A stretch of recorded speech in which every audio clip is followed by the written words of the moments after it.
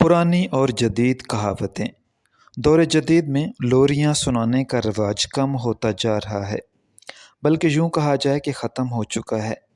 ان لوریوں، کہانیوں اور کہاوتوں کا سہرا گئے وقتوں کی ماؤں کو جاتا ہے۔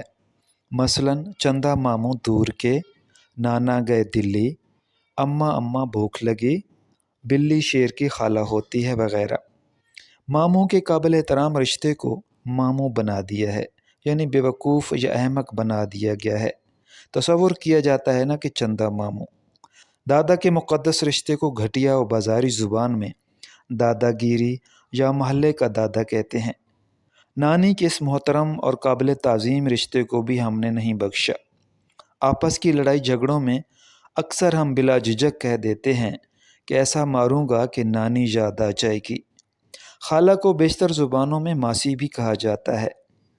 عصر حاضر میں ماسی کا لقب حاصل کرنے والے اس قریبی رشتہ کو ہم نے گھروں میں کام کرنے والی خواتین کے ساتھ مخصوص کر دیا ہے۔